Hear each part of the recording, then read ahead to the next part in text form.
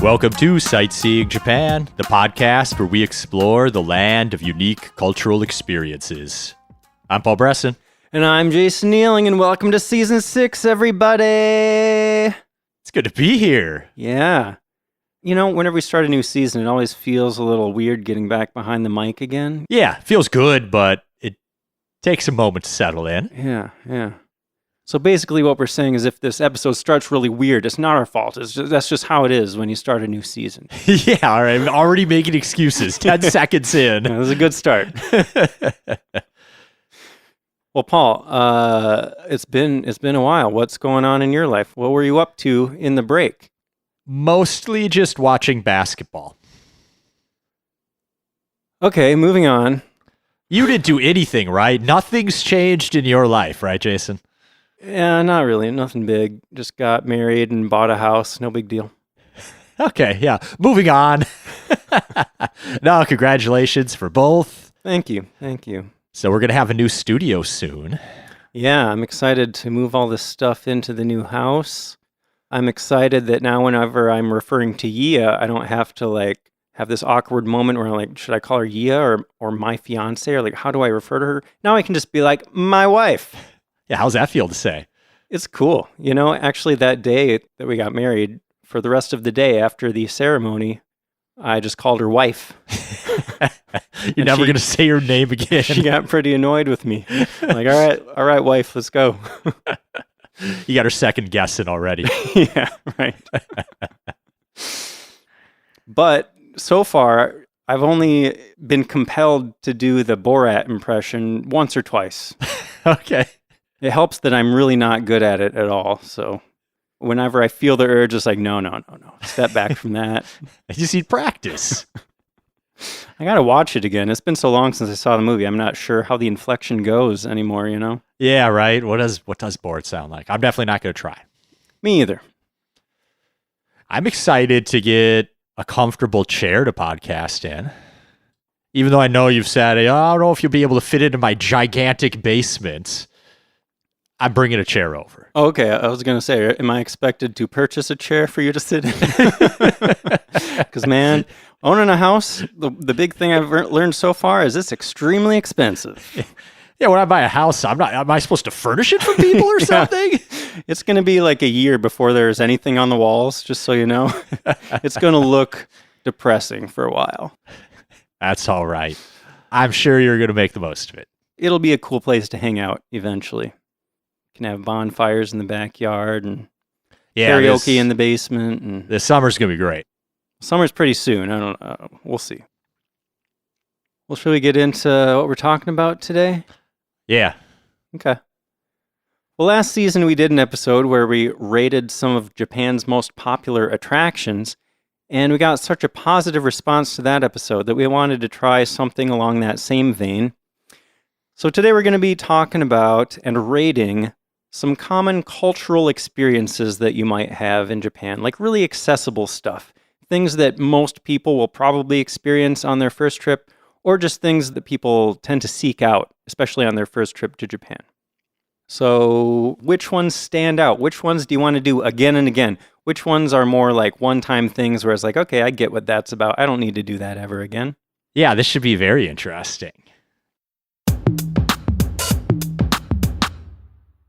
Well, before we get too deep into today's topic, let's talk about some of the work we've been doing on Patreon, because Paul, you and I have been busy at work in the break here, preparing a bunch of new stuff. Yeah, we actually created 3 new itineraries for Japan.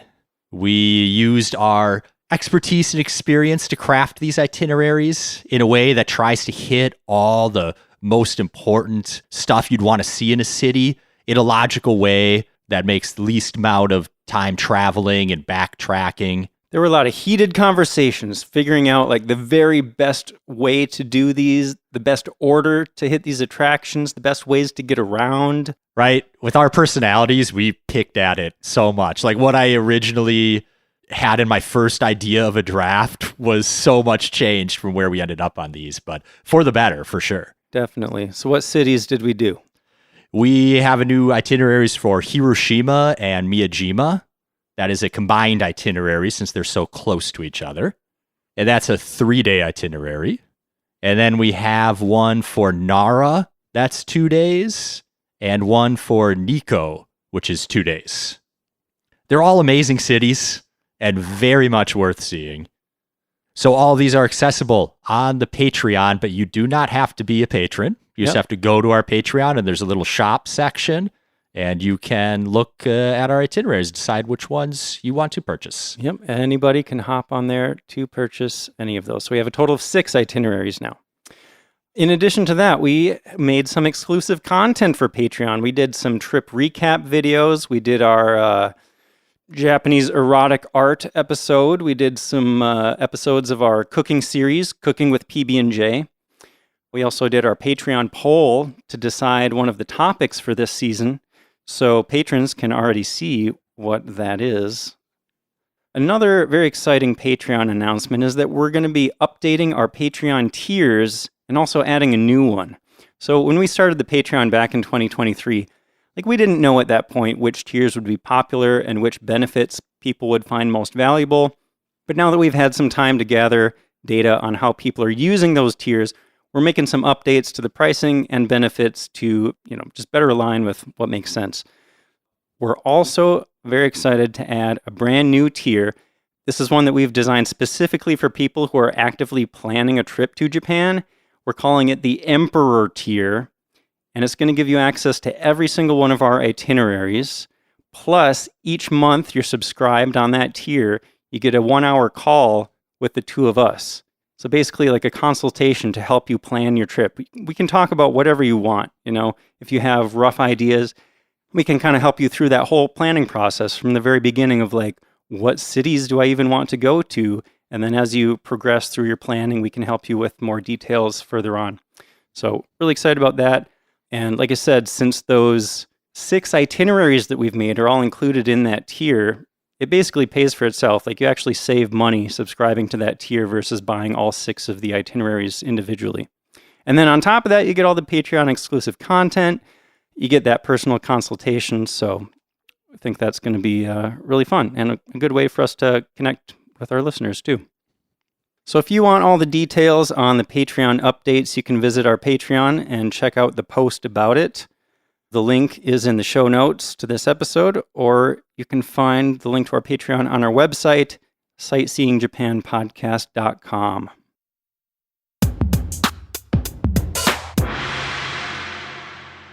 Okay, Paul, so we're going to be rating 10, we have 10 of them, right? 10 cultural experiences. Yep. And for each of those experiences, we're going to be rating them in 4 categories. Correct. Just like we did the last time, we did a rating episode, but we changed up the categories a little bit this time, right? Yeah, to make it a little more relevant to these. So we've got fun factor, pretty self-explanatory. That one is the same as last time. Yes. How fun is the experience? A rating of 1 means that it's so boring you're about to fall asleep. A rating of 10 is a super interactive and engaging experience, like listening to our podcast, right? Yeah, sure.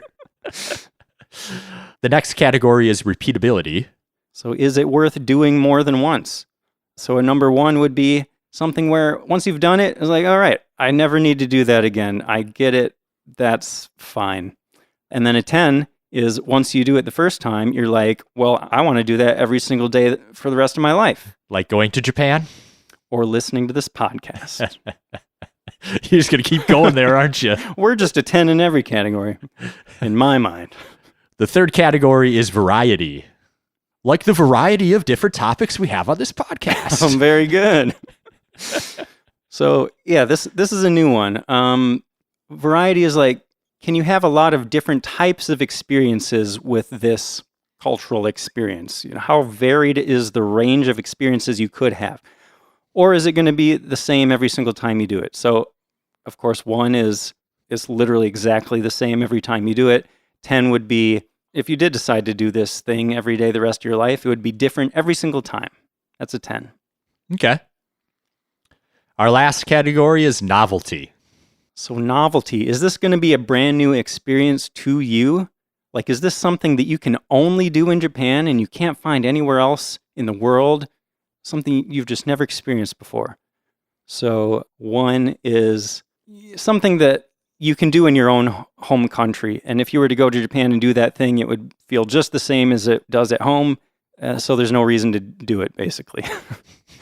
10 is, okay, this is unlike anything I've ever experienced, and you can only do it in Japan, and it's just mind-blowing. Well, there we have it. We know what we're going to be judging things on. And then once we have our ratings in each of those 4 categories, we will average out those 4 ratings to get one final overall rating for each of these experiences. It's a great idea. I remember last time I tried throwing out, all right, that was a 24 to me, and you were like, what the hell does that even mean, Paul?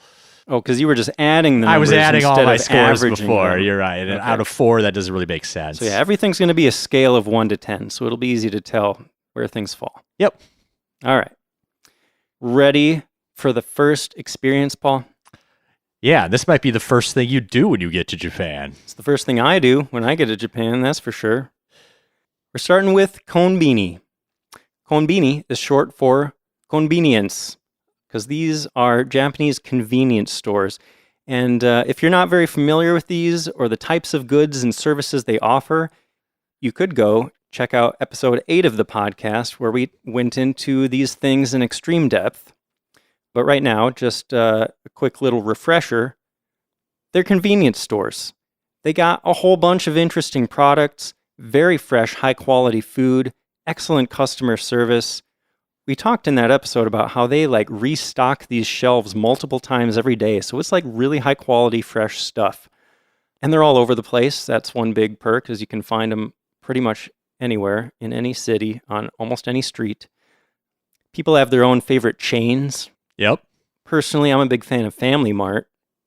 What do you think, Paul? I lean a little bit more towards 7-Eleven. Okay, I understand. I think 7-Eleven's second place for me. Yeah, and I mean, I'm not a Family Cheeky person, so that's kind of the biggest draw, I feel like, a Family Mart. That definitely helps a little bit.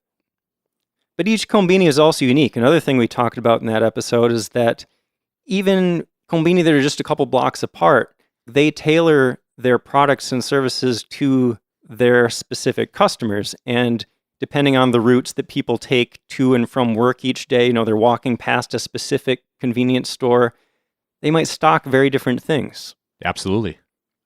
Is that a good little refresher? Anything else you want to add? I think that covers it. Okay, so let's get to our first rating category, the fun factor. How much fun are these convenience stores, Paul?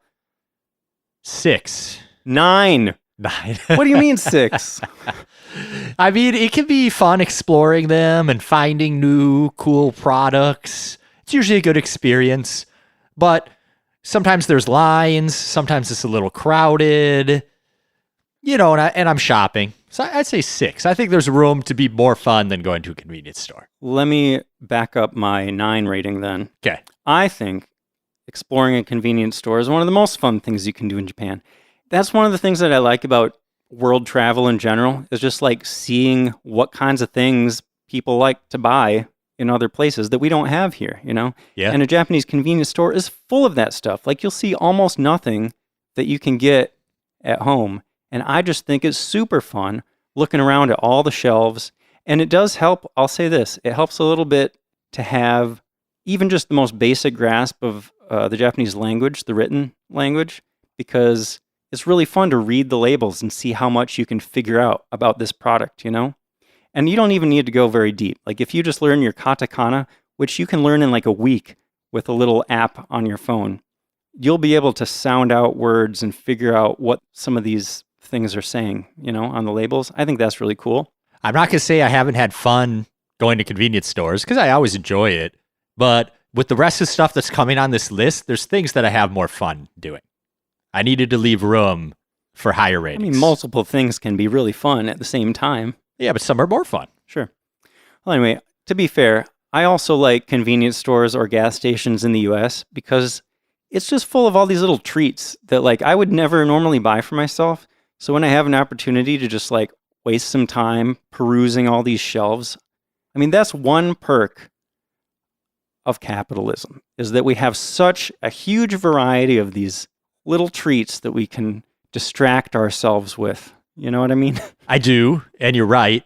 But that's also one of the downfalls of capitalism, is paralysis by choice, having too many choices to make every day. That's a very good point. But Okay, I shouldn't have brought up capitalism. We should stay away from that. At the Konbini, they're all good choices. Yeah. I don't know. In Japan, like, I just love it because I've never tried most of this stuff. So every time you go to the convenience store, you can find something new. And I think that really makes it fun. And also, when I'm on vacation, I like to let myself splurge. So I just end up with a basket full of things that I'm really excited to try out. That's true. You always come back to the hotel with so much stuff. It's hard not to. Okay. But that's why I think it's fun. Next category, repeatability. What do you got, Paul? 9. 10. Yeah, pretty straightforward. I mean, every day. You're going to go to the Konbini pretty much every day, at least once for something. It never gets old. I mean, like I said, with just the vast variety of things on the shelves that you've probably never tried before. I mean, we've talked about how you could eat all of your meals on your Japan trip at a convenience store and you would never get bored. You would never have to eat the same thing twice. And they do have seasonal items too, so things come and go. There's usually new stuff to be found. I would even say that sometimes, Paul, tell me if this ever happens with you. Sometimes you get like attached to a certain konbini right by your hotel or something, and it starts to feel like home, you know? It's like your home base konbini, and you just want to go back there each night and be like, oh, I saw this thing the other day. Let me pick up that tonight, you know? Yeah, I need to shop at a konbini once, and then whenever I come back, I like feel comfortable there. Yeah. I've perused the place. I know what they got. I know where to go, you know. I know the layout. Yep. I know where those special magazines are. If you're at the same hotel for 3 or 4 days, I mean, you've hit that konbini 5 times. Yep. Well, we're mostly in agreement there. So what about variety? I gave it a 9. Oh, man. This is going to be number 1 on your list, isn't it? It might be. I gave it a 6. What? Give it a 6. There are multiple chains and different sizes of stores, but they're similar. They're different, but they're all similar. Well, like I mentioned earlier, they all carry different things, and there's such a vast variety, even in a single konbini. I mean, there is a limit to the variety, but it's so high, that's why I give it a 9. Like, there's just so much variety. The variety per square foot, I'd say, is pretty high. They pack a lot into those things. But it's hard to think about this stuff, too, because I've been to so many konbini over the years. You know, I don't have, like, my first impression anymore. This is how I feel about konbini now. I remember on my very first trip, stopping at the konbini for the first time, and I just fell in love, man. It changed my life. All right, well, novelty? For novelty, I give it an 8. Okay. 7 for me. Okay. So, I mean, like I said, most of the goods sold in the konbini are going to be things you've never had before. They got all these different candies you've never seen, all these flavors of cup noodles. They got their hot and cold beverages. Like, I want to try everything. But the reason I don't give it a 10 is because at the end of the day, it is just a convenience store, and those do exist all over the world. So there are parts of the experience that aren't entirely novel, but the novelty is all in the products themselves for me. Yeah, it's something we've all done, but just done better or differently. So for me, that averages a 7. For me, it's a 9. Wow. Yep. All right, well, 8. That's math is easy on that. All right. Combined average of 8.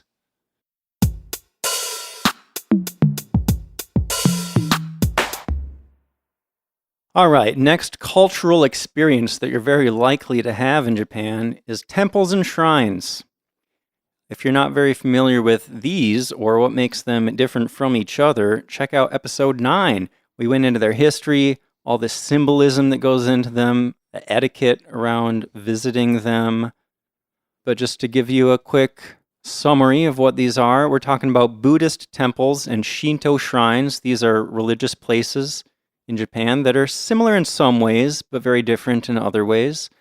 They can be big or small. They can have different aesthetics. They can be different colors, different levels of ornateness. Is that a word? Ornateness? Maybe. Sure.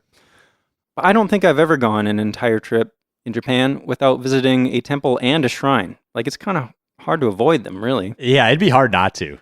There's tens of thousands of them. They're all over the place. Definitely. From a little hole-in-the-wall rural thing you walk by to huge tourist attractions.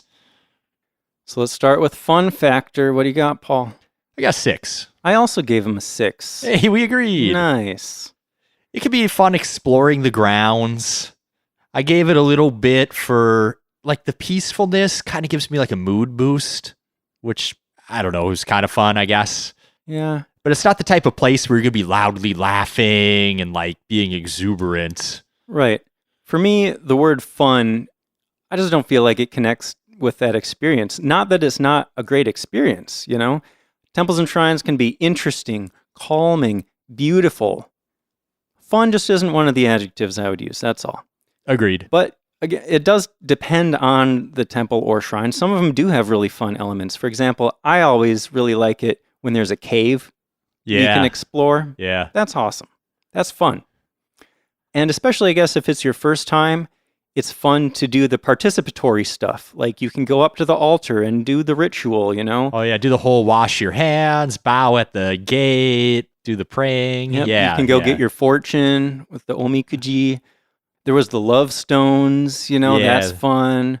Yeah. The stuff where you have to like make a wish and do something, accomplish some feat, that kind of stuff can be fun. But most temples and shrines don't really have something that interactive, I guess. Yeah. What about repeatability? I put 7. I give it a 6 in this category too. This was a little hard because, like I said, every trip I'm going to go to temples and shrines, but I rarely want to go to the same one twice. I agree. You know, like I just said, I pretty much always visit at least a temple and a shrine when I go to Japan, but I must admit that at some point they do start to blend together, and, you know, you get to a point where a new place will really need something special to make it appealing, to make it stand out.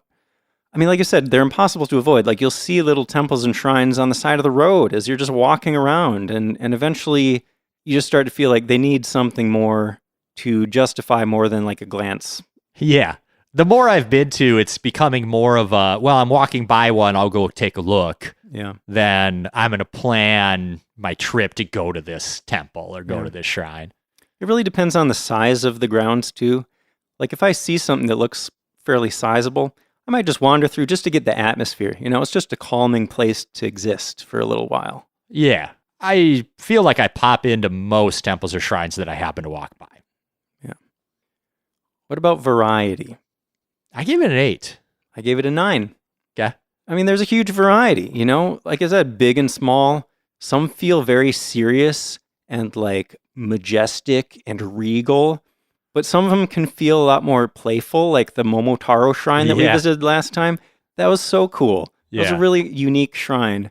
And, you know, some have gardens, some have cemeteries, some have those caves, some have bamboo groves. Some are over 1,000 years old and they have these cultural artifacts. Others have a giant pair of sandals that have some legend behind them. It's all sorts of stuff you're going to see. Yeah, they can be dedicated to different deities. An Inari shrine is going to look very different from any other kind of shrine because of those rows of red torii gates and stuff. Just a huge variety out there. I'm curious what you gave it for novelty, Paul. Yeah, I gave it a 7. I also gave it a 7. Okay. Shinto is fairly, I mean, it's Japanese. There are other animistic religions out there, but Shinto's kind of its own thing. So the shrines are a bit unique. The temples, I mean, there's Buddhist temples in many parts of Asia. I mean, Japan has its own kind of style, although it's very, you know, draws a lot upon Chinese style. I mean, there's a few Buddhist temples here, too. There's like one in Minnesota, maybe. Really? Haven't been there. I think so. I haven't either. It's not a tourist attraction here. Yeah. I think maybe when I was thinking this score, I was like, well, I was in Korea once and I went to some temples that were somewhat similar. So it's not like you have to go to Japan necessarily. Sure. I guess it depends if you've seen a lot of other temples, you know? The average American probably has never seen a temple that looks like a Japanese temple unless they've traveled the world a little bit. But yeah, I guess I wouldn't say that you will come across too many things in Japan that make you think this is unlike anything I've ever seen before. Yeah, that's hard. That's difficult. Yeah, they share certain characteristics with religious places in other parts of the world. Yeah. The altars, offerings, prayers. Yeah, if you're in Europe, you might go look at some old cathedrals that are impressive. You know, that feels pretty different to me. Cathedral versus a temple. It is, but it also some similarities. Sure. Well, for me, that gives it an overall rating of 7 0.0000. Same here. Wow. All right. How about that?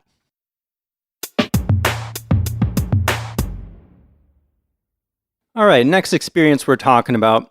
This isn't one that everybody's going to experience on their first trip to Japan, but a lot of people do seek this out and time their first trip specifically so they can experience this. We're talking about Hanami, or cherry blossom viewing. If you're not familiar with cherry blossoms and their significance in Japan, go listen to episode 51. We talked all about them, and there's a surprising amount of stuff behind the whole concept of cherry blossoms. I remember before we did that episode, I had no idea how intertwined these were into Japanese culture and history.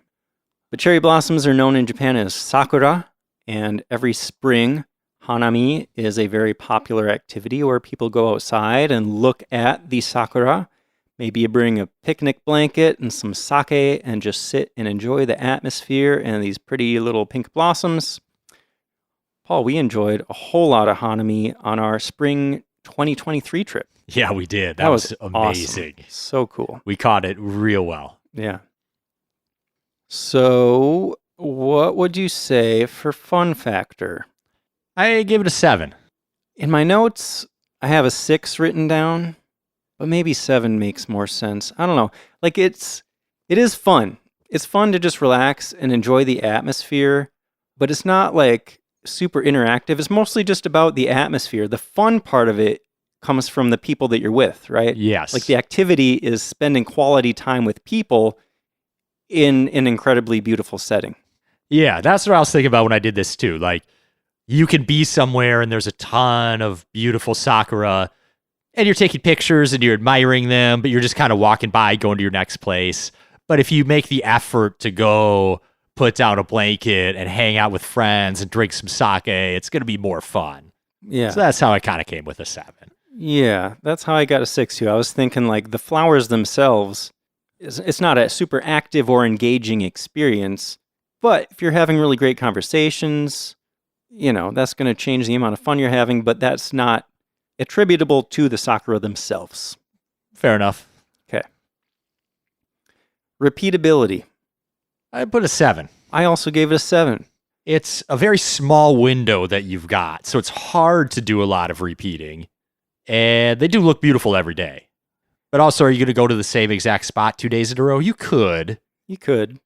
I mean, you could go to the same place in multiple days and see how the flowers develop, watch them as they're blooming. Like, oh, today is so much better than it was yesterday or whatever.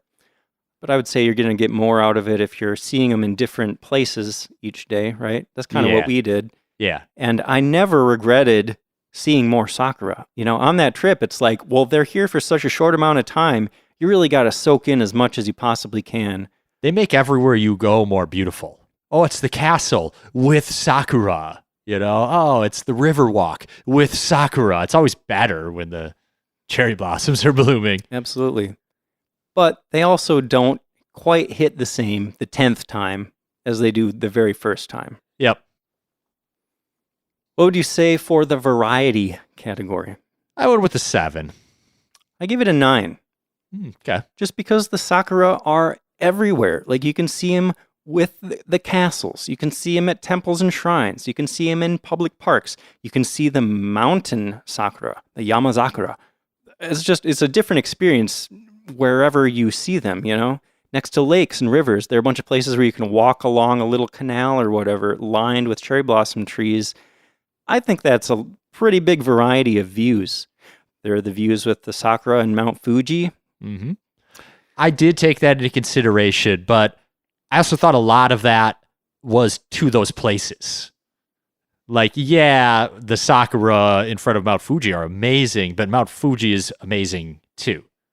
So it's adding to an already amazing place rather than being able to take all the credit itself. That's fair. There are different types of sakura too. There's some different shades, some different colors, some different leaf patterns. So there's a little bit of variety in the type of sakura. And that can vary a little bit with where you are in Japan too. Very good point. Yes, we talked about that in the sakura episode a lot, like the different numbers of petals, the different colors of petals. different times of year that they bloom even. What about novelty? I went with 9. I also gave it a 9. There aren't that many other places you can see sakura, especially at that scale. Just that many of them in one place. Yeah, it's so ubiquitous in Japan, just everywhere. Also, the whole idea of Hanami. I'm just going to sit down and just stare at the flowers with my friends. Yeah, I really think that the way that the sakura tie into Japanese culture in so many ways just makes it a more meaningful experience when you know about that. When you know the symbolism of these cherry blossoms in World War II and that kind of thing. Again, go back to the cherry blossoms episode we did. I mean, just knowing the background of it and how important it is to the Japanese identity, it makes it more novel than if you were to go to Washington, D.C. and see a park full of cherry blossom trees. Yeah. The closest thing I could think to it is like going to look at fall colors, which around here there's everywhere. So you just see them. I haven't experienced this, but I feel like I've heard about people in New England complaining about all the New Yorkers coming up every year to go see the flower or go see the leaves changing. Yeah. So it's an average of 7.5 for me. For me, it's 7.75.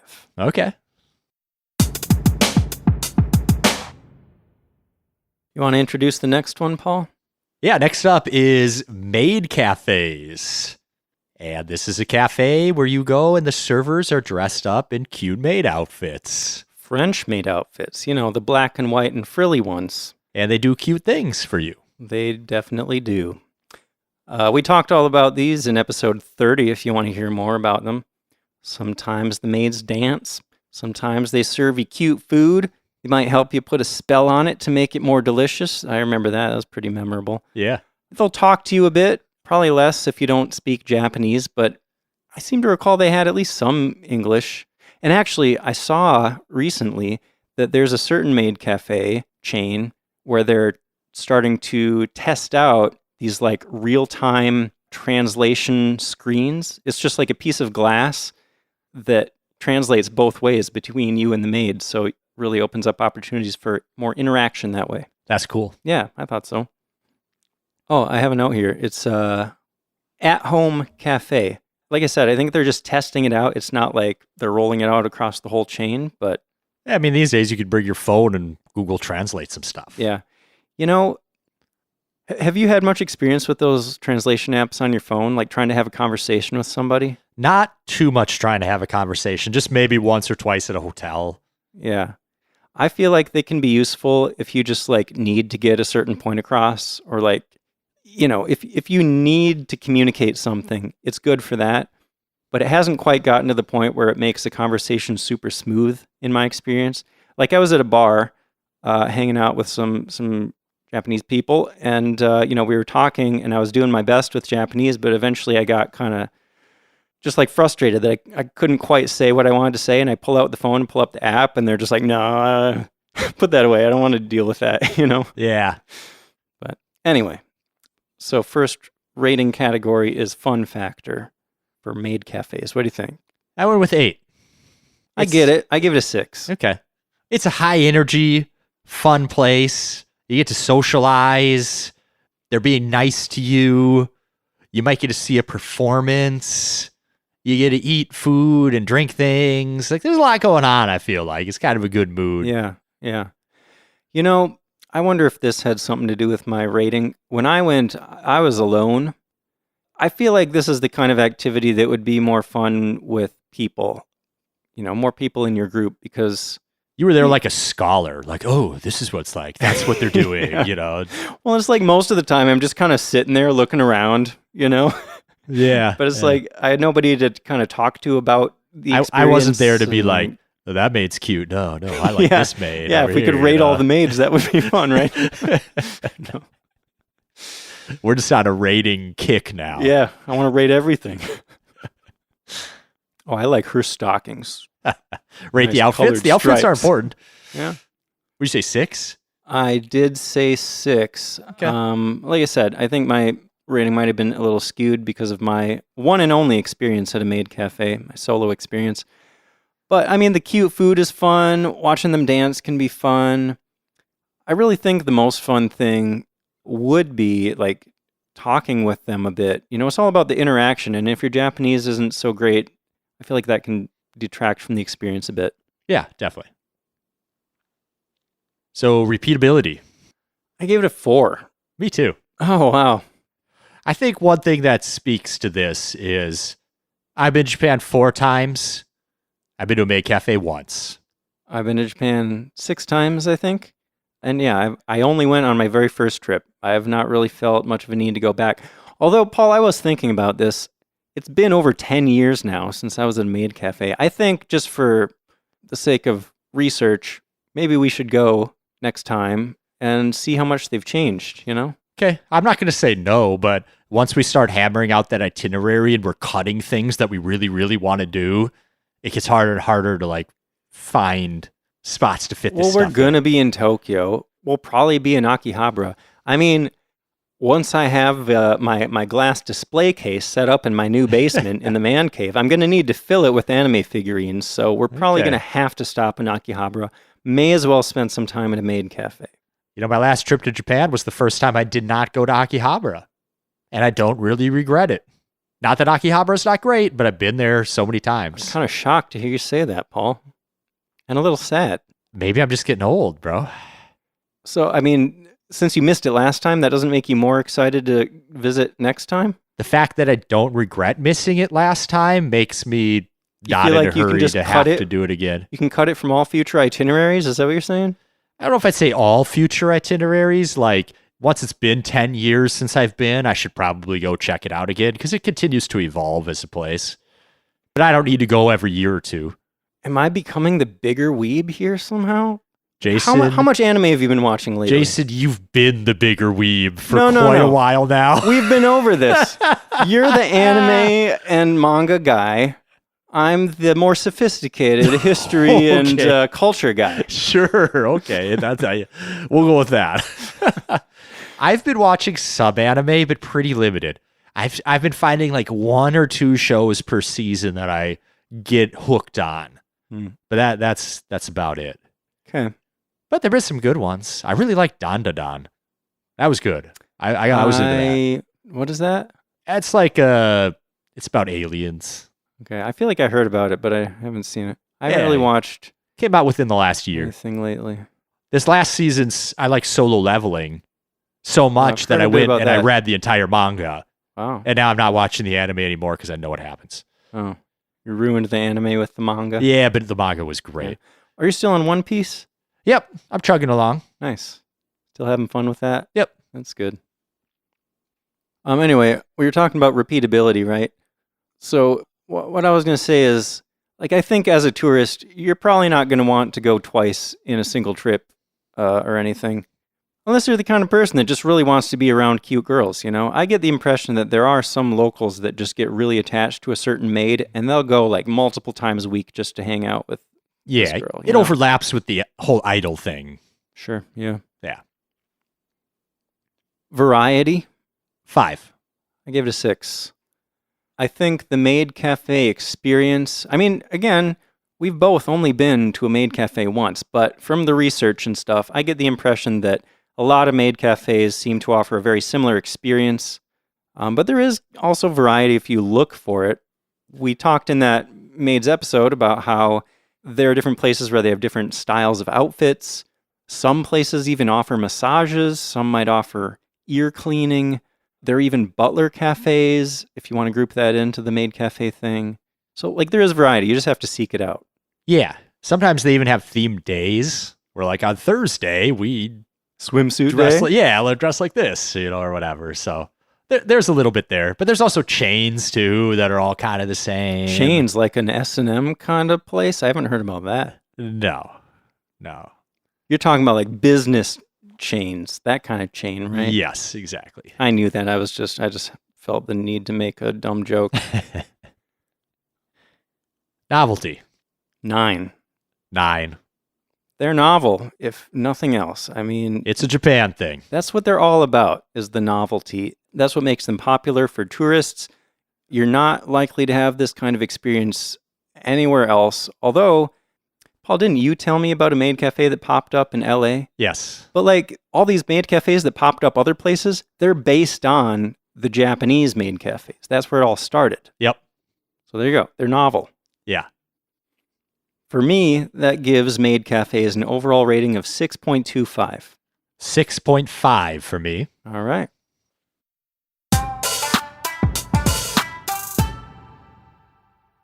Next up, let's talk about hiking. Just hiking in general, not any specific place or anything. Of course, in Japan, there are all sorts of different climates and different types of terrain that you can hike in. It's a very long country, north to south. And you can hike along the coast, you can hike further inland in the mountains. But we're just generalizing about hiking in Japan. Paul, fun factor. 7. 9. I love hiking. Hiking's great. Hiking is one of my favorite activities to do in Japan. I very much enjoy hiking too, but I guess I was wrestling a little bit with like how much of this is like fun versus how much of it is like relaxing, stress relieving, enjoying nature. It's also can be a bit of work if you're doing a hard hike. It can be work, but I think it's fun work, Yeah, rewarding work.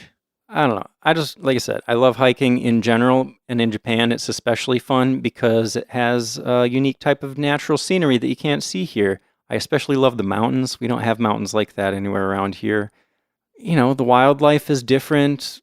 The greenery is different. The ocean is great. It's really fun saying konnichiwa to people that pass you on the trail. Yeah, most hikers are really friendly. Yeah, definitely. There are sometimes vending machines at rest stops along the trails. That's kind of cool that you can just like get a drink. Yeah. It can be humbling when you're passed by, a really old lady that's just like sprinting through this place. Yeah. I feel like everybody that's gone hiking in Japan has a story like that. Like, man, I was breathing so hard, I didn't know if I was going to make it. And then this like senior citizen just blew right past me. With their walking sticks and backpack on. I also really like when you come across a little temple or a shrine hidden deep in the forest, or even maybe just a little statue kind of on the side of the trail. It's just fun. It's a different feel, If you like hiking, then hiking in Japan it offers so many little things that just make it interesting and even more fun. Sure. Repeatability. I got 7. I gave it a 9. Okay. Because I never get sick of it. I could go hiking every day. It's always relaxing. It's always nice. But if I have a limited time in Japan, I'm not going to want to hike the same hike twice. Well, I'm not thinking of the exact same hike. I'm just thinking hiking. I mean, there's so many hiking trails. You don't have to do the same one twice. You're right. But this is where we get a little bit mixed up in our rating categories because it starts like flowing into variety. Sure. And these two kind of start crossing over each other a little bit. But I do want to do at least 1 or 2 nice hikes in every region I go to in Japan. Yeah. I just don't think I'll ever get to the point where it's like, nah, I'm done with hiking in Japan. Yeah. I can't imagine making an itinerary for a trip and not having a couple nice hikes in there. Totally. All right. What's your rating for variety? 10. Oh, wow. I gave it an 8, but nothing wrong with a 10. I mean, this is maybe where some of my points from repeatability went into variety. Sure. Like you mentioned, with the totally different climates, you could be hiking in the jungle, on the beach, in the mountains, across the Kanto Plain. Endless, unbelievable, amazing nature and views. Yeah. And add to that the different seasons. Like every time of year, all these things are going to look different, Yeah. I love the emerald green mountains in the summer, everything's just perfectly green and just a sea of green stretching out into the distance. But then you got the fall colors, or maybe in the spring, you got little patches of pink with those mountain sakura, right? Yeah. It's just always a different feel, even if it is the same hike, doing it in different times of year is going to be a very different experience. So a lot of variety. Yeah. Novelty. I went with a 7. I also gave it a 7. The earth is beautiful all over the place, but maybe a little bit especially so in Japan. Just how I got to a 7. I wouldn't argue with that. Yeah, I don't know. I thought this category was a little bit hard because, of course, you can hike anywhere, and every country has its own special scenic spots. But I don't know. There are just certain things about the scenery in Japan that I really love. The sakura, you're not going to see that many places.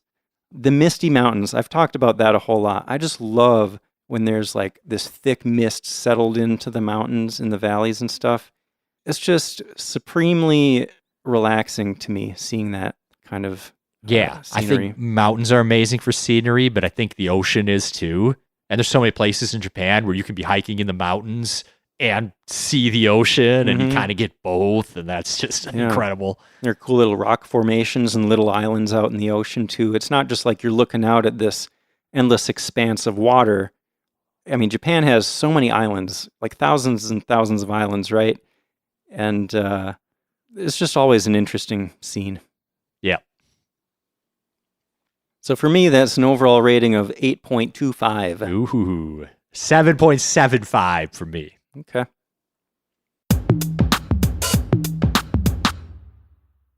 Well, next up's a pretty broad category here. Uh-huh. Eating. I love eating, man. I think most people do. You could say that I wouldn't even be alive if it wasn't for eating. That's how much I love it. You definitely could say that.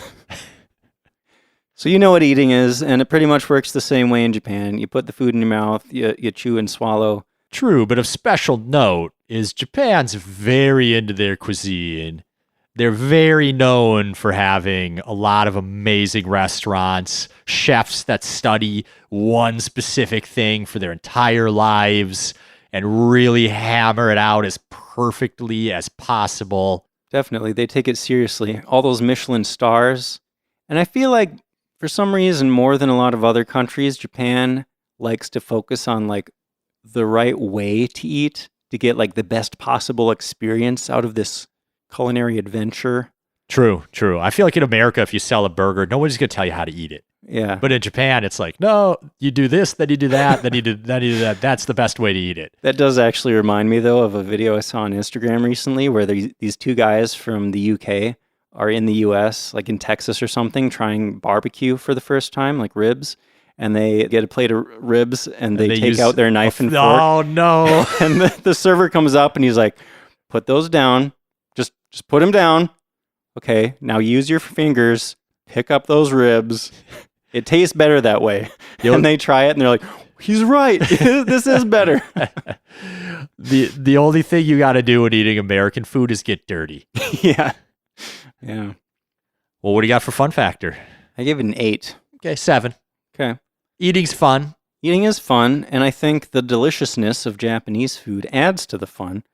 I think the rest of the experience of being at a restaurant is also fun.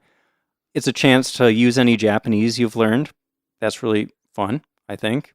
It can be a little stressful, I guess, if you don't have like any Japanese. I guess it sort of depends on your personality too. Are you the adventurous type that is like gonna enjoy kind of trying to navigate the language barrier, that kind of thing? I don't know. When it comes to food, I'll eat anything. I'll try anything you put in front of me. I think it's really fun to try out a new menu item where I have like no idea what it is, Yeah, you get surprised. Yeah. I think the fun factor goes kind of back to the same thing with Hanami, where it's like, if you're going out with your friends and having some drinks and eating food, you're going to have a ton of fun. But part of that's just because you're hanging with your friends. Well, but part of that is the food brings you together too. That's a good point. I would also say, though, that in Japan, if you're a solo traveler or, a small group or whatever, it can be really fun. Going out to eat can be a good chance to interact with Japanese people, I remember in Hiroshima, I went to this tempura restaurant, and it's like the little, they make the tempura right in front of you. You're at this little bar. It's only like 6 seats or something. And this Japanese professor sitting next to me started up a conversation and just had a good time getting to know each other a little bit, learn about each other's lives while we're enjoying this delicious food. So that can be really fun too. You don't need to like stick to your own little group, branch out and try to get to know the locals a little bit maybe. Yeah. I mean, with us specifically, because of our different cuisine choices, we split up a lot to go get meals. Yeah. And it is kind of fun, like exploring the city by myself, trying to find a new place, and meeting people. I'm more likely to talk to a person if you're not there to talk to. Yeah. So that can be fun. Definitely. Repeatability. 10. Obviously. Me too. You gotta eat every day. You do. Well, you don't. You don't have to eat every single day. You should probably eat every day. Probably. I mean, I'm not going to take a stance on whether fasting is healthy or whatever. I don't know. But And yeah, you'll never get tired of Japanese food. It's just good. yeah, you got to eat. We can agree on that. Yeah. And it just never gets old, I don't know. I was going to make stupid jokes about it's crazy. No matter what, after a while, I just feel like eating again. I just never get bored of it. Every few hours, I'm just like, man, I want to go do that again. But yeah, obviously in Japan, especially with all the variety, and it's not even just Japanese food. Japan has adapted so many other cultures' food that, you can find like a Japanese version of Italian food or Mexican food or American food or whatever, Yep. Variety. 8. I gave it a 10 here too. Okay. Because of what I just said. Like, it's not just the Japanese food. There's a huge variety within the world of Japanese food.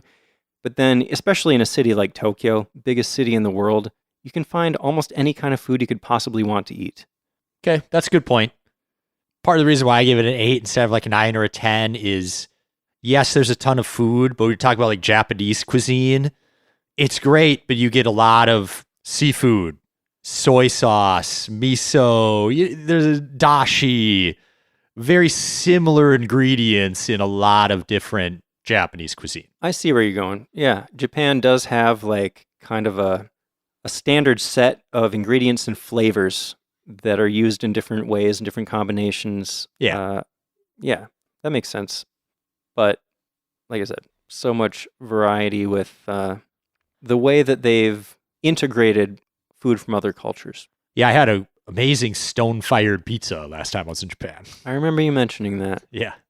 I don't think I've ever had a pizza in Japan, actually. Maybe I need to seek that out. You usually go for Japanese food. I do. But I remember I know that Japan has like weird pizzas. Yeah. Yeah.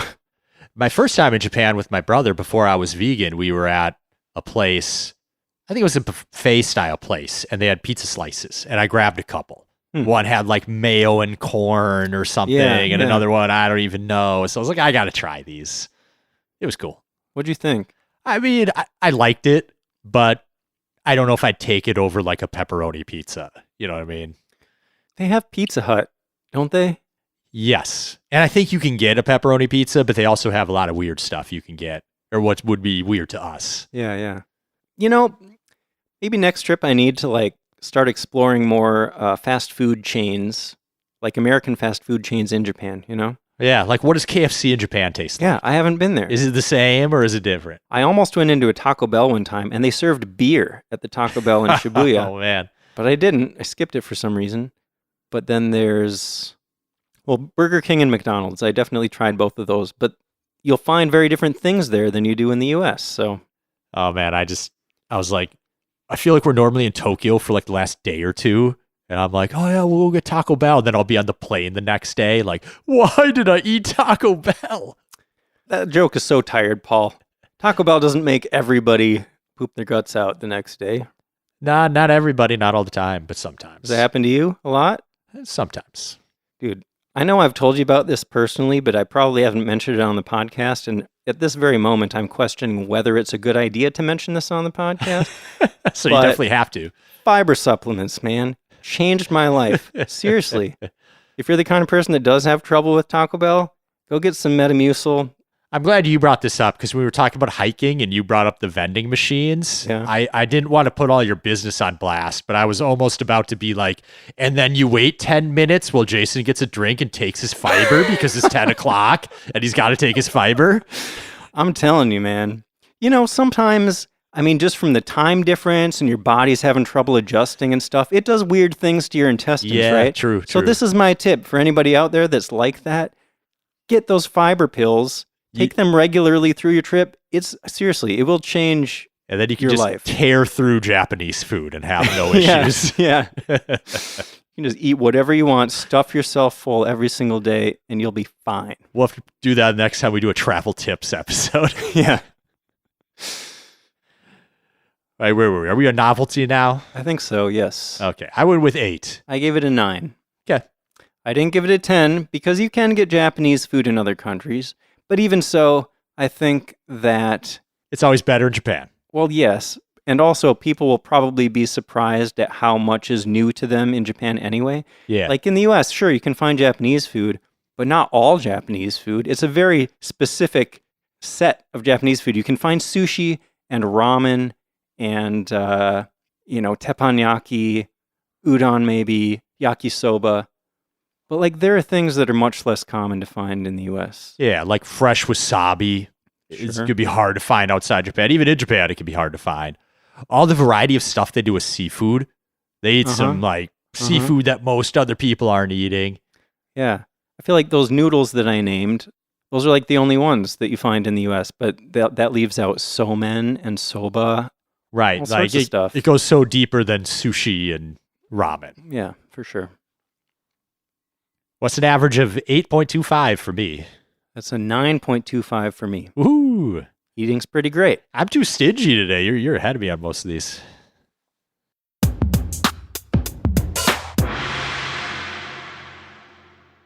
Next up is shopping. Any kind of shopping. In Japan, of course, you can find shopping malls, department stores, shopping streets. I guess we're even including Konbini, even though we already covered that specifically. But shopping as its own thing. Paul, how fun do you think that is? I give it a 5. I give it a 9. Wow. Why 5? I mean, it could be fun to peruse, but there's so many things I would say I'm having more fun doing. Maybe part of it's being on vacation and like everything I buy, I've got to bring home with me. So I'm a little bit limited. I can't just go buy everything I want. Yeah, I get that. I don't know. For me, like But I'm not. 9 is a super high score. I is. feel like you should justify. Well, that's what I'm about to do. Okay. So I'm not a big shopper, just to give some context here. Like I never go shopping for fun in my normal life. If my wife, oh, that was kind of Borat-y, wasn't it? A little bit. My wife, when she is like, "Hey, let's go to the mall and just go shopping," I'm kind of like, I need more detail. Like, what's our goal here? You know, I can't just like walk around all day and shop. But shopping in Japan, I think, is really fun because you just always find things that you've never seen before. That's the thing. And this is tying into the novelty category a little bit too. But that's Sure. what makes it fun is the novelty is that there's just so much that you don't see in America. And that's why I think it's the same reason that I like wandering through the Konbini. I just like looking at all this stuff and figuring out what it is. And Yeah, styles are definitely a little bit different. But I mean, shopping here, I would give less than 5. So, Yeah, you well, know, so that's the other thing I is bumped that it up a little bit. even just the shopping experience, even setting aside the variety of items that you can buy, retail spaces are different in Japan. The malls are set up in different ways. The customer service, we've talked about how great that is in Japan. The employees are always very friendly and helpful and classy. The gift wrapping, if you've seen the Japanese gift wrapping, that's amazing. And I feel like that kind of thing is more common in Japan. Like here, I never get asked, "Hey, do you want that gift wrapped?" But in Japan, if you buy something at a department store, like they'll always ask you, "Is this a gift? Do you want it wrapped up?" It just feels like a more premium experience shopping in Japan, I think. 9 still seems high to me, though. But if that's what you like, Well, that's it's fine. fun for me. Yeah, okay. Repeatability. I think we're going to be different on this one probably too then. Yeah, I gave it a 4. I gave it an 8. Wow. I'm always up for a shopping street, man. I love shopping streets. It's the same thing. It's just so many stores. They all offer something different. It's just fun to explore, you know? I do like taking a look, but I'm never going to want to look at the same shop twice. Also, like, if you're in a mall, one mall to another mall, you might see some similar stuff. Like one touristy shopping street to the next touristy shopping street, you might see a lot of the same stuff. Well, I'll also point out that shopping malls in Japan can be extremely elaborate. Namba Parks, right? It's made to look like a canyon. That's pretty crazy. Yeah. There's Canal City in Yeah. Fukuoka. That one's incredible. It's got a Yeah. canal running through this outdoor mall, and they have like these huge water displays and stuff. It's amazing. So yeah, like I am usually up for shopping in Japan. I wouldn't want to spend all day going to different shops, but I've spent a good chunk of a day shopping. Okay. Paul, we're going to be different on all of these. Probably. What did you give it for variety? 6. 9. Was this your highest rated thing so far? Hold on. Let me go back. No, Konbini was rated higher. Okay, I believe that.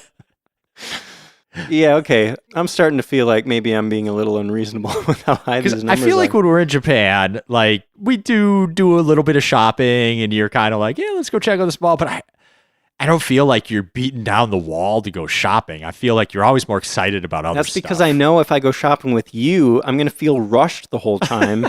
So I go shopping before you show up. Okay. I just haven't witnessed the joy of Jason shopping because I'm a wet blanket. When I was in Osaka before we met up on the last trip, I spent most of a day in a mall.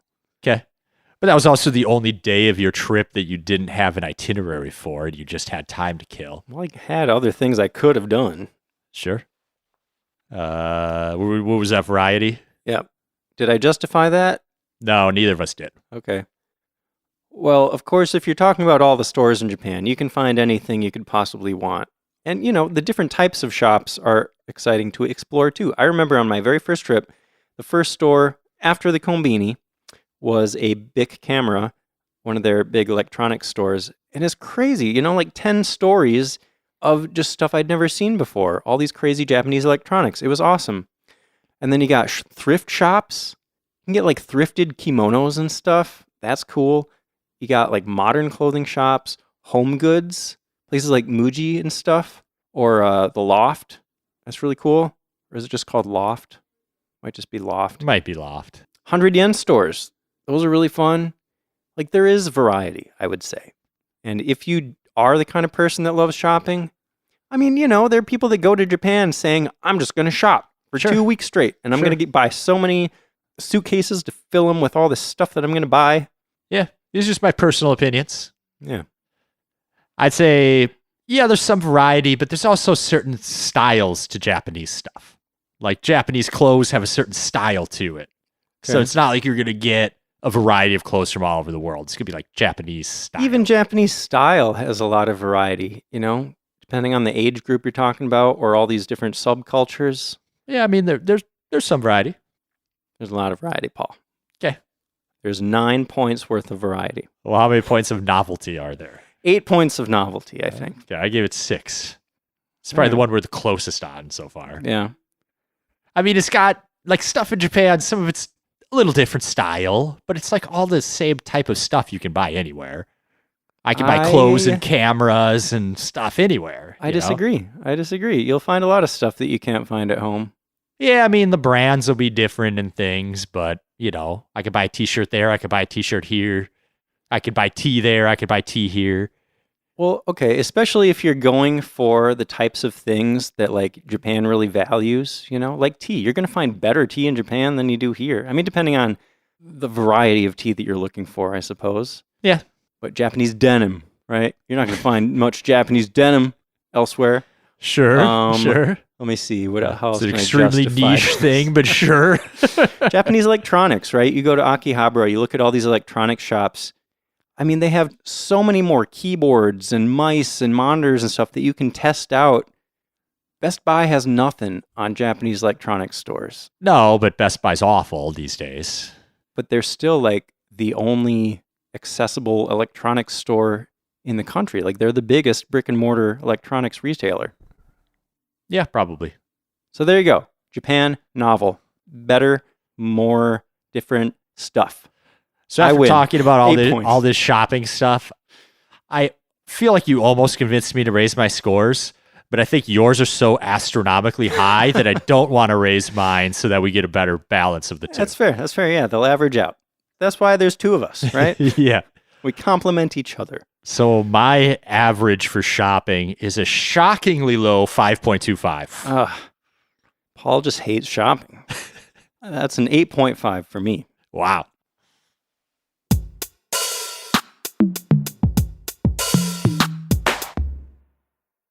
Paul? Yes. Let's talk about trains. I like trains. But not just any trains. The bullet trains, the real fast ones, the Shinkansen, they call them. Yes. Just to give you a summary, these are those famous bullet trains that can get you all over the country very quickly. We did a whole episode about them, episode 85. I think that was a pretty good episode, personally. Yeah, that was cool. They're interesting things. Is there anything else you want to say about them before we get into the ratings? Let's get right in. All right. Fun factor. 6. 8. Okay. I like riding the Shinkansen, man. I do too, but I don't love it. I like it. I kind of love it. Okay. I know you get your little bento and you get comfortable. Yeah, I have a whole ritual, you know? Like, I get that it might not sound all that fun. You're just sitting on a train for potentially hours, but to me, it's just an experience that has been perfected. And I love every moment of it. Like, it's so efficient. It's just so enjoyable because everything goes right, you know? So even at the very beginning, let's say you're on the platform, you see the train pull up. If you've never seen a Shinkansen before, they're amazing. Like, they're impressive to see, you know? They're all pointy and stuff. It looks cool. Yeah. And then you get on there. They're all pointy and stuff. Yeah, they're incredibly pointy. It's amazing. But they're also super comfortable. Like, once you get in there, you get to your seat and you're like, I have so much room here. Like, this is so much better than an airplane. Yeah, they got a spot for your luggage. Yeah, there's plenty of room. Your legs have plenty of room to flop around. The trains are really quiet generally. Yep. You know, the Japanese way of doing things is like you don't bother people. There aren't a lot of people talking on the train unless you are you happen to be in a car with a lot of people that aren't familiar with or practicing that part of the culture, if you know what I mean. You have a little outlet to charge your phone, so you don't need to worry about like how long can I scroll Instagram or whatever. Yeah. Not that I'm suggesting scrolling Instagram is a good way to spend your time on the train. You get to see some countryside views, which is really nice. I think that's one of the best things. The views are great. Yep. There's always interesting stuff to look at. Paul, you mentioned the ekiben. You can pick up an ekiben before you get on the train. They'll even, sometimes depending on the train, they'll offer food and drink on the train. I don't think they do that anymore. Didn't they just cancel that? I remember they did somewhere. I don't remember if it was one specific line or I think it was one just specific line. Okay. But yeah, it's just a top-notch travel experience, and I never feel bad about taking time to get on a Shinkansen to go to another city because it's a chance to rest your feet. You can kind of pamper yourself. You just get to relax and like you don't have anything pressing you need to take care of. You can just enjoy your food, enjoy the sights. Yeah. Here's where I'd push back maybe a little bit though. It's definitely more fun if you're taking an hour and a half, 2-hour ride to the next city. But on the Shinkansen, you could be on there 4 hours, 8 hours. You'd have to be going from one end of the country to the other to be on a Shinkansen for 8 hours. Half the country. I've never been on. No. It's like 2 hours from Tokyo to Kyoto. That's like. Yeah, but if you went like Tokyo to like Fukuoka, you're probably looking still at not least 8 hours. At least 6 hours. We'll have to Google Maps that. Anyway, I don't know. Yeah, I guess a 6-hour ride would be that would be long. Yeah. But well, we didn't even mention the green cars or the Grand Class cars. You could choose those for an even more premium experience. Yep. So anyway, I think they're fun. Yeah. Repeatability, Paul. 9. Oh wow, I wasn't expecting that from you. I gave it an 8. Okay. I mean, I'd say unless it's like one of these 6+ hour ones where it makes more sense to fly, it's always going to be the best choice. Sure. And you're just going to do it again and again and again. Like there's no reason not to take another Shinkansen if you need to get somewhere. Yeah. I mean, but is it repeatable because you kind of have to do it and it's the best choice, or is it repeatable because it's fun or because, I don't know, it's enjoyable or... Both. Yeah. Both. I don't know. I've ridden Shinkansen countless times. Yeah, and so repeatability. I still look forward to it every time. Yeah, exactly. So yeah. Variety. Okay. This might be my lowest rating of the whole episode. Oh, wow. I gave it a 3. Wow. What'd you give it? 4. Okay. I mean, yeah, like the Shinkansen, there are different models of trains, but they all kind of feel the same. Yeah. Like, it's the same kind of experience. You said like there's the green car you can upgrade to. There's a couple different classes you can sit in. There's different views you would get depending on where in the country you are. So there's a few things. There's variety in the views, for sure. But the Shinkansen experience is the Shinkansen experience. It's kind of going to be the same thing every time. Agreed. Well, okay. So you pointed out the views as one place where there's some variety. The Ekiben, I'll point out, as another place where there can be a lot of variety because Ekiben often feature local foods, in the city that you buy them from. But does this count as points toward our food category or points towards our Shinkansen category? That's a good question. There are a lot of kind of gray areas, I feel like, in this episode. Yeah. But I will say, too, there are train otaku. There are people that get very excited about these trains. And for those types of people, they might find more variety in there because, of course, like I said, different models of trains, they have different top speeds, different technology. They do look a bit different. So if you're paying attention to those little details, sure. There's some variety there, too. Okay. But I feel like most of that's enjoyed when the train pulls up and you take a video or a couple pictures, and then you get on the train and it's hard to notice. Depends how nerdy you are about it, True. Maybe there's probably differences in the interior that I don't know. Maybe you're calculating the speed and you're like, oh man, look how fast we're going. There's no other model that can go this fast. Sure. Oh, another thing I want to point out for variety is that there are special trains that run for a limited time sometimes. For example, the Hello Kitty Shinkansen. Sure. But those are really uncommon, and you kind of have to seek it out if you want to ride on that kind of thing. So. Yeah. Okay, novelty. 9. Wow, I gave it a 7. Okay. It's just a very unique experience. There is other high-speed rail out there in the world. As far as I know, China's the only other place that really has a well-developed high-speed rail network. And I'm not 100% certain what the service is like there. It maybe is somewhat comparable. I don't know. But outside of that, it's tough to find something like this. Yeah. I mean, I'm just going to say it. Japanese Shinkansen are the best trains in the world. They're amazing. Riding on one of those will probably be unlike any other train experience you've had before. But that's also, you got to take into consideration that we're American and we have... our train systems are pathetic, and you might feel differently about the novelty if you're from, a part of Europe that has decent train networks and stuff. Hey, man, I'm urban. I take the light rail into the city once a month to go watch a basketball game. The light rail. Do you remember when the light rail was first built? Yeah. And how excited everybody was? Yeah. And now it's like everybody's, the light rail? You want to take the light rail? I still love it. Yeah. But the people, man, are tough sometimes. Yeah. I could tell you a story that my coworker told me about his experience on the light rail one day. Probably not appropriate for the podcast. Yeah, that sums up riding the light rail. Yeah. So that's a 7 average for me. That's 6.5 for me. That was an interesting one because I had a couple really high scores, but then I had the really low variety score. So it's all averaging out to an okay score. Yeah, that variety one really pulled it down there, huh?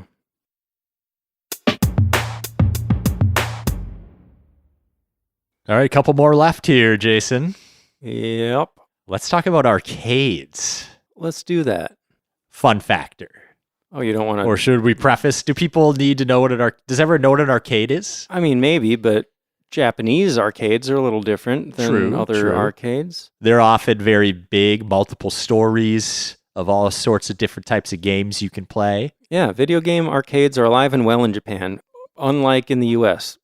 You can find them if you seek them out, but they're kind of sad, frankly. Yeah.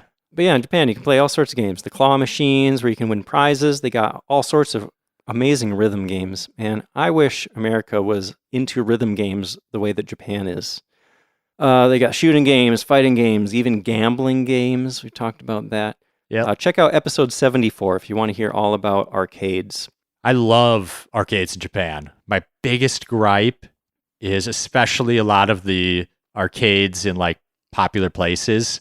It's 4 floors of crane games. Yeah, and then 1 floor of fighting games, 1 floor of racing games, and maybe 1 other floor of random games. Those are the big sellers, though. I know that's their money maker, but they're less fun. I agree. But despite that, what's your fun factor? 10. Wow. I said 8. It's one of the most enjoyable things I do in Japan. I always have a good time. Really? Huh. If we're talking straight fun, interactive entertainment, I mean, what beats an arcade? That makes sense. I feel like you really need to find the right game. Different people will gravitate towards different types of games, but if you find the one that's right for you, you can just sink hours and hours into it. Right. When we were at that arcade a couple of years ago, and like I was going from like the taiko drums to like the initial D racing game to like throwing some dart. I had a rotation of like 3 or 4 games that I was just loving. It was great. Yeah. I love the rhythm games. I could just switch between those, spend most of a day finding a big dance machine. Always nice. Here's a recommendation. I don't think I've ever said this on the podcast before, but if you're the kind of person that's into rhythm games, bring some headphones, like the ones that in-ear monitors, basically, like ones with little foam tips so you get a nice seal, because those arcades can be really loud, and sometimes it's hard to hear the machine that you're playing at, but a lot of the rhythm games have a little headphone jack, and you can plug right into them.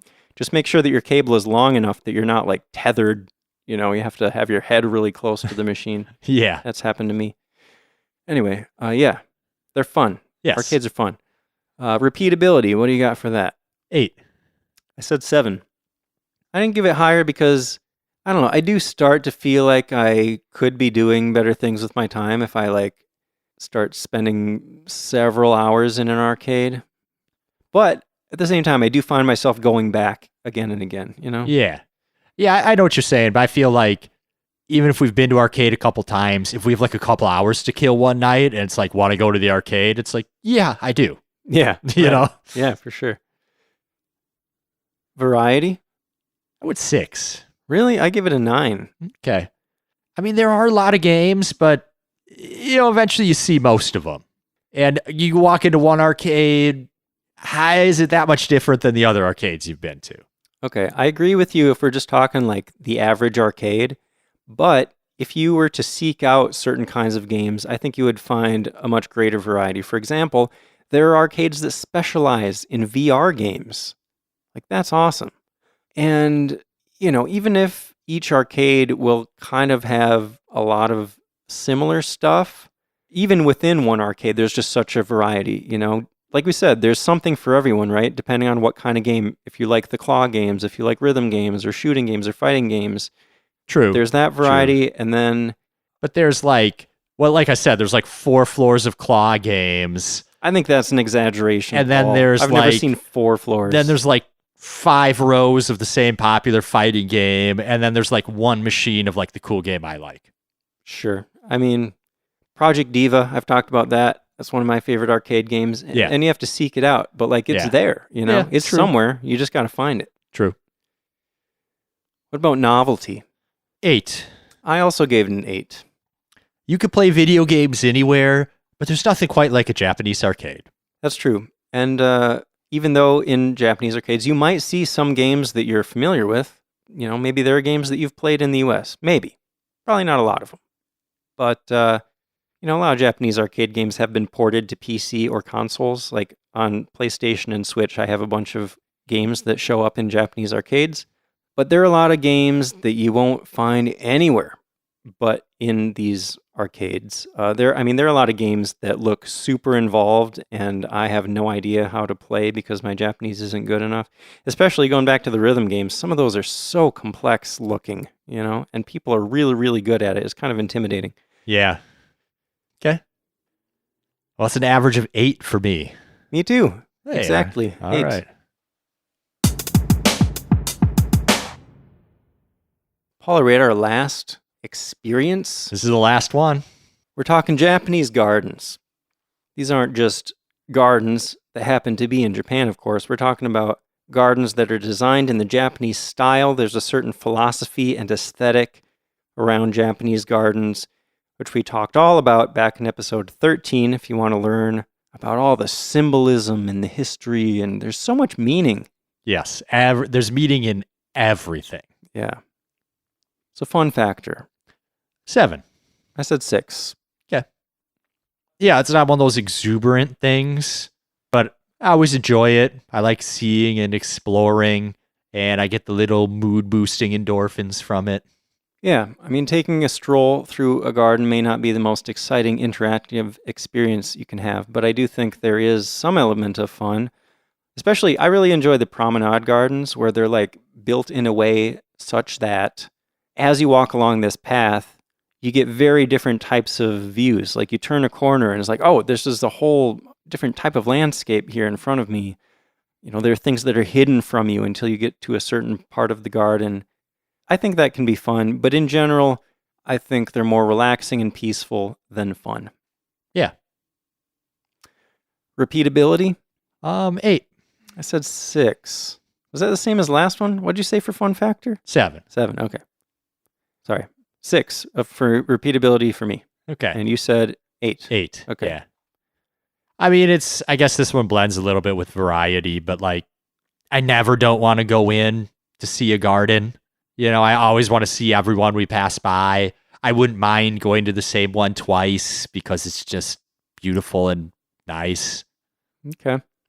There are a lot of really impressive gardens out there, and I'm sure I do see multiple gardens every single time I'm in Japan, but eventually they might start to blend together in your mind a little bit. Sometimes you're just not in the mood for that kind of experience, you know, maybe you want something a little more active. Nope, always in the mood. Okay. I don't know. For me, it really kind of depends on the garden. Like sometimes I do see a garden where it's like, okay, this is nice, but it doesn't stand out amongst all the gardens I've seen. Sure. You know, I just look at it for a few minutes. Like, all right. We've both seen some pretty impressive ones at this point. I mean, so okay, yeah. You got to take our opinions with a little bit of a grain of salt because, you know, we've been to some of the top gardens in the entire country. So, of course, that's going to skew our perceptions a little bit. Yeah. Variety? 7. I also gave it a 7. Okay. There's some common themes, but you get some different looks. You get, with the borrowed scenery, with the miniaturization, you know, they vary a little bit, even though there are heavy themes that follow through on them. Yeah, I mean, but even though gardens have like the same kinds of themes running through them, you also have different gardens that focus on different elements. Like some might have a lot more moss, right? I love the moss. Yeah, I've talked about that. Or some might have a lot of water features or like a huge pond in the middle. Some of them don't have any water at all, but they're still addressing the theme of water by including these dry rock gardens that symbolize water. Yep. So there's variety in the presentation, even if there's kind of like a prescribed style and those themes, you know, that are always present. I'd say you also get the fact that they're designed to be enjoyed in every season. So you're going to get different flowers blooming, different types of views, depending on what time of the year you go to the garden. Excellent point. What about novelty? 10. Wow. There's great gardens all over the world, but Japanese gardens are a very specific, unique style that's incredibly well developed. Mm-hmm. And you got to go to Japan to get the top notch. I agree with you. I gave it an 8 just because Japanese gardens are so popular around the world that a lot of other places have their own Japanese style gardens, True. right? Like there are a couple around here. Yeah, we have one not far from here. So like you can get the experience without going to Japan, I think. But like you said, to get the very top ones, you probably have to be in Japan. And I mean, some of these gardens that are in Japan I think are just some of the most beautiful places in the world. You know, most of the ones I've been to outside of Japan aren't very big, but in Japan, they can be huge. Going back to the variety, yeah, they can be huge. They can be very small, little neighborhood gardens. Mm-hmm. And they're just so perfect, some of them. Like, it just feels like every little thing is perfectly placed. It's like walking into a painting or some like fictional heavenly place. I like when sometimes it's perfectly imperfect. That's what Japanese aesthetics are all about, right? Yep. The beauty and imperfection. Yeah. I'm thinking like Ritsurin Garden in Takamatsu or Genkyuen in Hikone. You remember that one? That was great. Like, it's hard not to feel at peace when you're just surrounded by such perfection. You know? Yep. Yeah. So that's an average of an 8 for me. That's 6.75 for me. And what did I give it? Yeah, whoa, that's so low, bro. Well, you were a bit higher on the fun factor and repeatability and the novelty. Yeah, it makes sense. All right, Jason likes shopping 5 times more than he likes Japanese gardens, I guess. 5 times. I just made that number up, but it's accurate.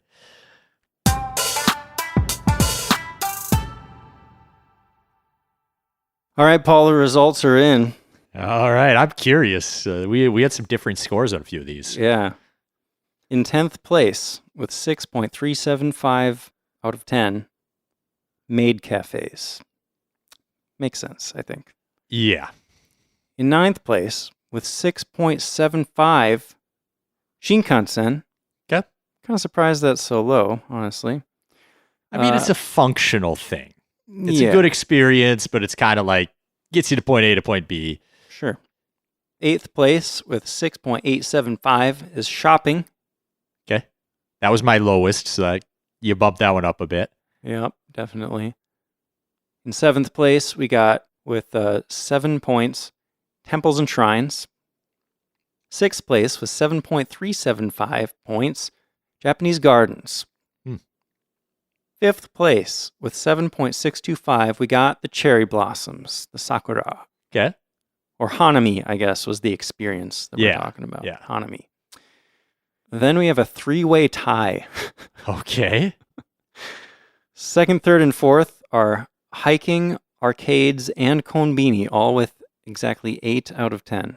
Okay. Which leaves 1st place with 8.75, eating. Eating's great. Hey, I think that's a good list. I feel good about that. Yeah. Yeah, for numbers we just made up, they're great. There's nothing on this list you shouldn't try, though. Definitely, yeah. You should have all of these experiences. I feel like the Sakura, the Hanami, is the most elusive one because you have to be there at a specific time of year to do that one. Yep, Very and get a little bit specific. lucky. You can plan the best you can, and then it comes early or late. You're a little out of luck. Yeah, if you do want to experience that one, make sure you're paying close attention to those Sakura forecasts. They'll be all over the internet when that season is coming up. Yep. That season is spring, by the way. Spring. Depending on where you are in the country and the species, but generally, it's spring. It's spring. Well, I hope you learned something. I hope you got some new ideas, maybe, if you're planning a trip. Let us know if you would like to see more of these rating episodes. We got a bunch more ideas of other types of things that we could rate about Japan. And I think it's just fun kind of having a conversation that just lets us say whatever we want instead of having a big list of facts, I guess. Yeah, it's fun to just talk about Japan. Yeah, for sure.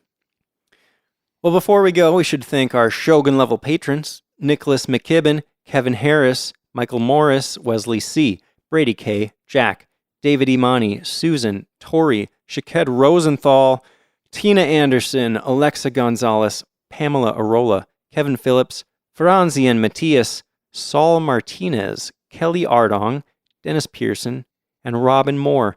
Thank you all so much for your support. It really means a lot. Thank you. Paul, you know what we don't do enough? What's that? Beg for reviews.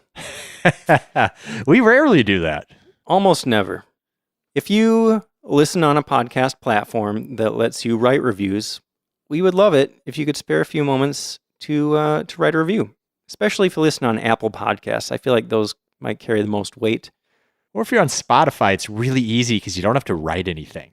You just got to click a star amount. Well, you can do that on Apple Podcasts too. But I really like reading about how great we are, If that's what the review comes in as. Yeah. I mean, if you're not going to write about how great we are, I mean, in that case, you don't need to do anything. You know what? Or send us an email. I like getting those hate emails. You could do that. We don't mind constructive criticism. That's fine. We always are looking for ways to improve the podcast. I kind of enjoy ridiculous criticism too. We've gotten some of those. A couple. Yeah. Well, what are we talking about next time, Paul? We're going to be talking about the bugs of Japan. Gross.